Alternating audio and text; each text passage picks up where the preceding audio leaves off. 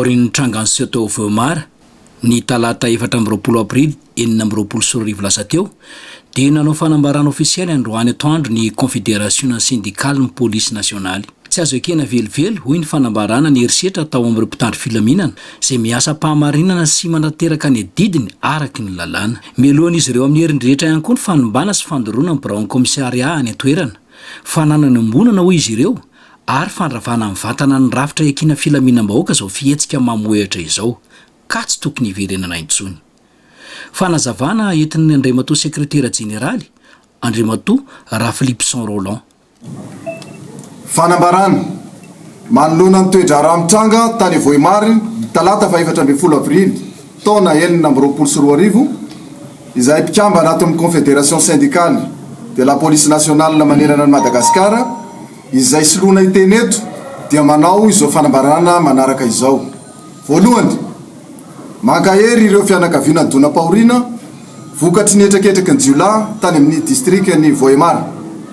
Faharoa, miara-nombona alahelo amin'ireo namana polisy mpiara-miasa rehetra ao amin'ny komisariat Voemary izay misedra izao fananiam-bohitra nataony tsy matatody izao.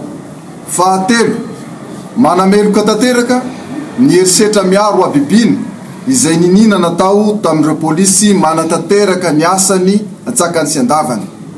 Faefatra, manameloka ihany koa ny fandorana sy fanombana ary famotehana ireo fananam-panjakana iombonana, isan'izany ny trano, rao fiasana sy ny fitaovana maro tao anatiny. Ary teo ihany koa ireo trano maromaro ninina ny dorana miaraka tamin'izany. Manameloka ihany koa ny fanitsakitsahana ny zon'olombelona manorona ireo fonctionnaire de police izay natanteraka ny asany ara-dalàna ireo. Izay ato amin'ny Confédération Syndicale ny Police Pirenena dia miantso ny tompona ndraiky mpanjakana maefa mba hijery izao toe-javatra mampalahelo izao. Manaitra sy misarika ihany koa ny ministeran'ny fitsarana mba handray ny andraikiny manoloana izao abibina tsy roa mantany izao. Miantso ireo vondrona mpiaro zon'olombelona iraisam-pirenena, ireo vondrona mpiaro zon'olombelona eto Madagasikara ihany koa mba hijery akaiky ity toe-javatra ity. Noho izany tsy ekena intsony ny verenan'ireo herisetr'ireo izay mateti-pitranga amin'ny polisy manao ny asany ara-dalàna manerana any Madagasikara, indrindra ny tao Voemary. Mitaky fandraisana andraikitra feno izahay amin'ireo rehetra izay manjay anjara amin'izao raharaha izao.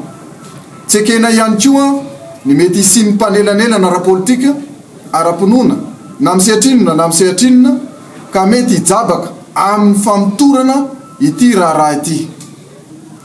Izahay mpikambana eto amin'ny CSPN na ny Confédération Syndicale ny Police Nationale dia milaza mazava fa hanara-maso akaiky ny fizotry ny fanadiadiana mahakasika izao toe-draharaha izao.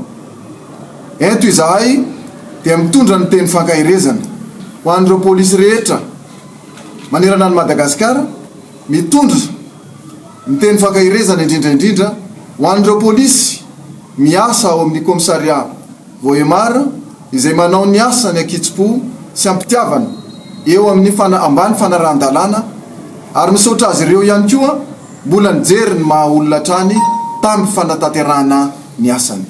Polisy miaro sy manampy ny vahoaka tapitra.